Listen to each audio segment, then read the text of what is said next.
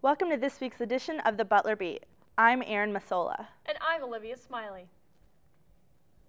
The Butler University men's basketball team rolls on to the Sweet 16 after two exciting NCAA tournament games.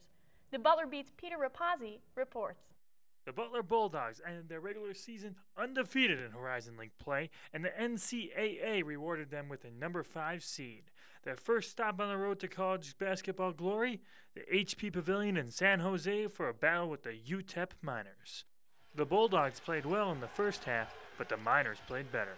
UTEP shot 45% to Butler's 37% as the Miners took a 33-27 lead into halftime. Butler would battle back in the second, riding on the back of their three-point shooting. The Dogs made 10 of their 13 three-pointers in the second half. 7 of those trays were made by sophomore Shelvin Mack, who scored 25 to lead the Bulldogs as they took the game 77-59.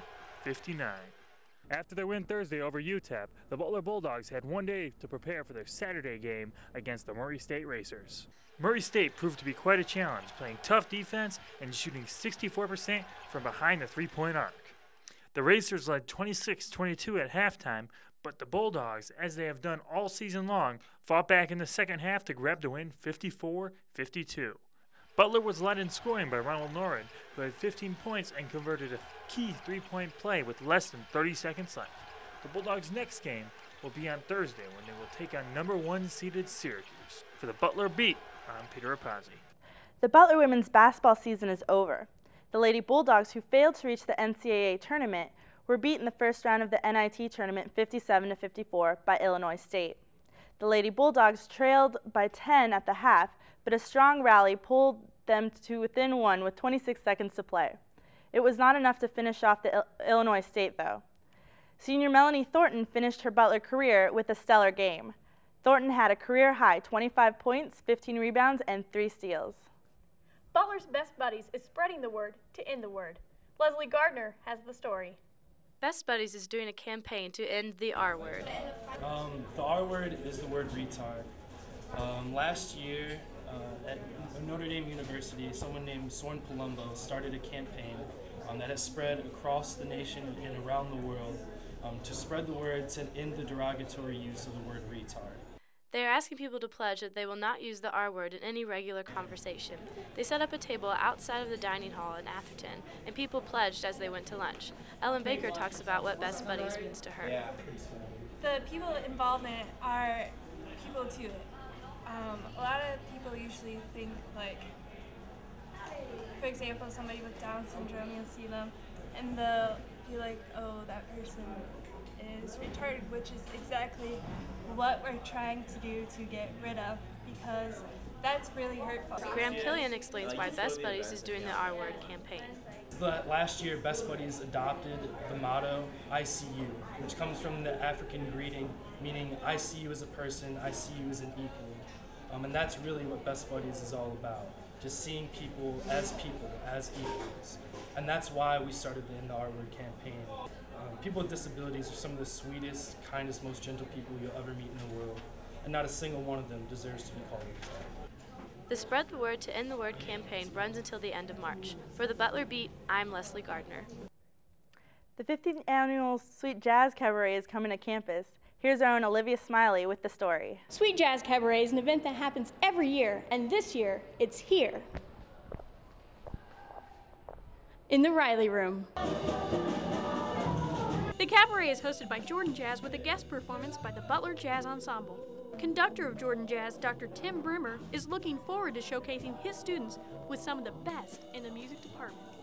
To have them at Butler able to work with our own rhythm section is a thrill, especially at the caliber of musicianship that we have.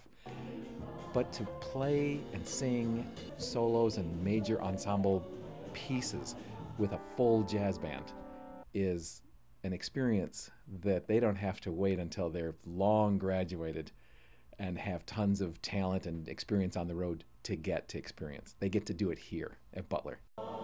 Not only will there be playing and singing, but swing dancing as well. Director of Jazz Studies, Dr. Matt Pivick, says an experience like this is essential for all jazz performers. From a pedagogical standpoint, I'm excited because their students don't play for dancing, as much as, say, a generation ago, when all dancing was prompted by live music. That has serious benefits to the ensembles that play, especially for the ability to keep a really consistent pulse, to make the music swing, to make it groove. Those are things that in a concert setting you don't think about as much, but you have no choice to think about it when you're playing for dancing. Senior Jazz Studies major Joe Longardner comments on his upcoming final performance at Butler. It'll be nice to go out with a bang with the singers, with the dancers, and it'll just be a very fun, enjoyable time. Dessert, dancing, and delectable jazz will be available this Friday and Saturday evenings. Swing dance instruction begins at 6:30 p.m. and the music starts at 7. For the Butler Beat, I'm Olivia Smiley. Many high-profile speakers have come to Butler as a part of the annual Diversity Lecture Series. Last night's speaker, Madeleine Albright, was no exception. Distinguished, diplomat, and powerful are all terms that can be used to describe former Secretary of State Madeleine Albright. More than 1,000 people came to Clues Hall Wednesday evening to hear Albright speak with humor about her life and career as a U.S. diplomat. And the lady of the screw-top bottles says, "So what exactly happened here?" And I said, "Well, I used to be Secretary of State." And she said, "Of Bosnia?" Many students in attendance, including freshman Al Carroll, were pleasantly surprised by the tone of Albright's remarks. Because I really thought that she was going to speak more about her actions as Secretary of State in the latter part of the century, but she really spoke to a college. Her message was really based a message of encouragement for a college-based audience. Secretary Albright even told tonight's audience that with her Georgetown Hoyas out of the big dance, she'll be cheering for the Butler Bulldogs and hoping that they can bring home the national title. If in fact the Bulldog basketball team does advance to the Final Four, Albright now owns a piece of Butler's spirit wear she can support the team with.